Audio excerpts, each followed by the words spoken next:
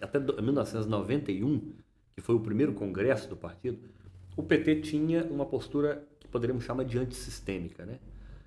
Embora disputasse eleições, tenha sido bem sucedido em alguns processos eleitorais, mas havia, digamos, uma conflagração interna no partido muito forte em relação a essa inserção institucional. Votou contra a Constituição de 1978, é bom dizer isso, né? É bom relembrar isso. O PT votou contra a Constituição, que é, sem dúvida alguma, a Constituição mais sofisticada que nós produzimos desde a independência, né? A Constituição de 1988.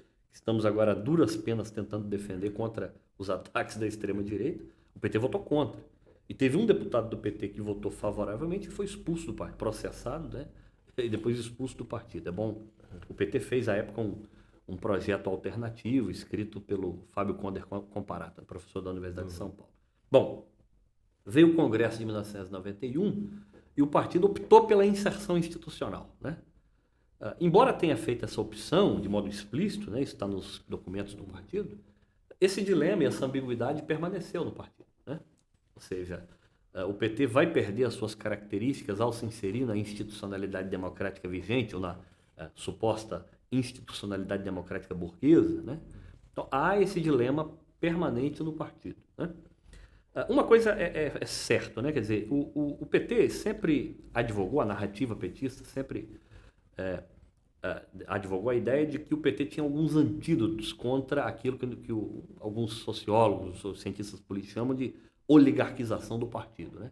Está, inclusive, subscrito talvez na mais fundamental tese, né, escrita sobre o partido político, foi o Robert Michels, em 1911, escreveu um pequeno, grande livro em que ele chama da Lei de Ferro das Oligarquias, né? Todas as organizações complexas, por excelência, tendem a se oligarquizarem, né? E aí o PT, ao longo do tempo, ele sempre advogou a ideia de que havia alguns antídotos contra esse processo de oligarquização, né? Um deles era os PEDs, né, os processos eleitorais internos do partido. Eleição direta, que é algo que ocorre em poucos partidos até hoje. A questão da legalização das tendências, né, que era um aspecto que dá vida e dinamismo ao partido. E a questão dos núcleos de base, né? Essas eram as três ferramentas que os petistas diziam que eram antídotos contra o processo de oligarquização dos partidos. Ou seja, aquele processo de formação de capa preta, né? E de lideranças que cristalizam-se na direção do partido. De alguma maneira, todas elas permanecem, mas todas elas com fragilidade. Eu destacaria que a nucleação é a maior delas, né? Que mais sofreu esse impacto. Você não vê uma atuação enraizada, o partido, com exceções. Exatamente. Aí você vê, aí a partir de um determinado momento, quer dizer, aí veio o escândalo do mensalão. Embora aquilo seja uma peça ficcional, né? Inventada pela nossa Suprema Corte, em alguma medida, aquilo revelou um aspecto fundamental, a separação entre as lideranças do partido, entre os capa preta do partido e as bases. Aquilo desvelou que houve ali uma quebra, né, entre esses três elementos, sobretudo os núcleos de base, né, e a direção do partido. Ou seja, o PT se oligarquizou. Uma oligarquia, o PT capixaba é uma expressão bastante exemplar disso, né? O João Coser aparelha o partido desde bastante tempo, né? E isso dificulta, evidentemente, se torna uma barreira para que novas lideranças aflorem e, evidentemente, adquiram corpo, né? Corpo com viabilidade eleitoral, né?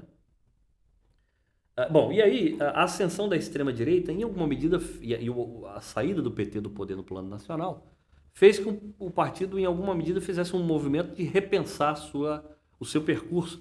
Em alguma medida fez uma autocrítica ao PT, né?